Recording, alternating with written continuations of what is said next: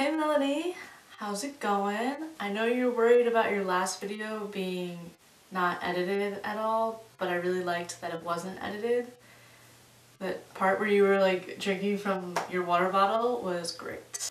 So in your last video you talked about a lot of things, and hopefully I respond to all those things and I remember all the things to respond to, because you talked about a lot of things. I really appreciated you answering my questions from my last video and you talking about what inspires work, and because you said what you said, I'm going to keep making work based off of my dreams.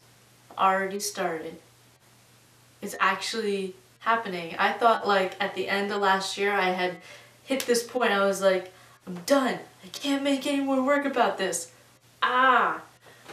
But it's happening. I'm actually making more work about this. I checked out that website you were talking about, Society 6.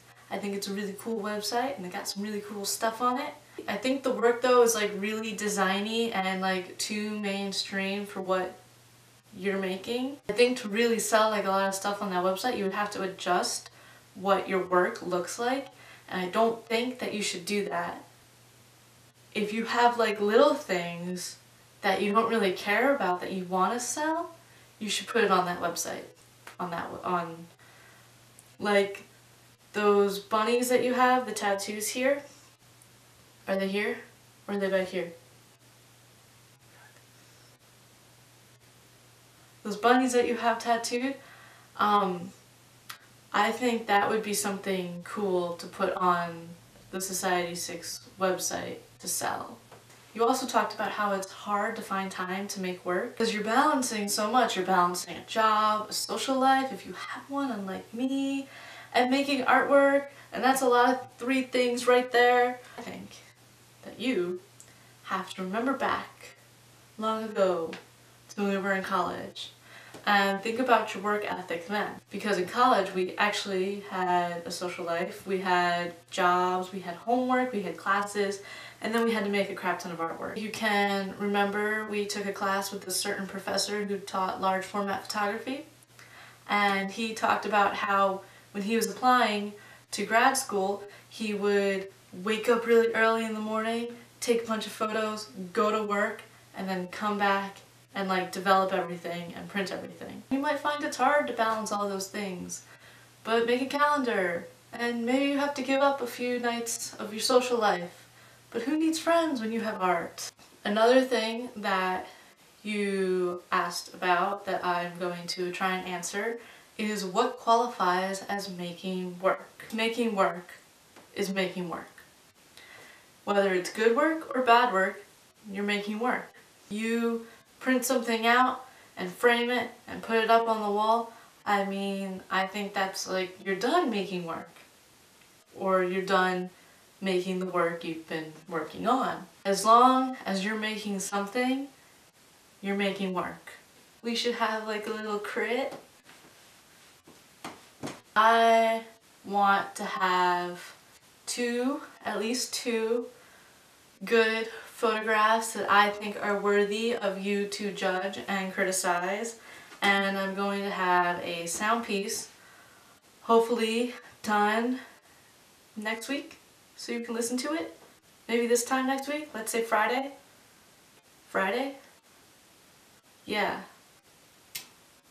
I'll have the video for Friday. Next Friday.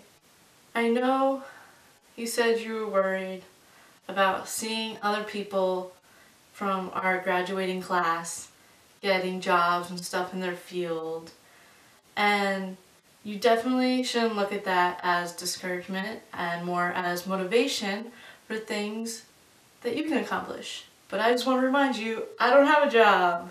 I also have some really big news that I have been waiting for this specific video to tell you. This video right here, right now. I have left the state of New York. Where would you go, you're asking? Where is she? Well, I've decided to move up from my very populated hometown to move to the middle of nowhere in Missouri. Literally the middle of nowhere in Missouri. There is absolutely nothing here. The reason I'm in Missouri is because my aunt, who also lives here in the middle of nowhere, knows a guy who happens to be the executive director of an artist residency here. And she was like, hey, my niece makes art. And he's like, oh, well, tell her about our residency.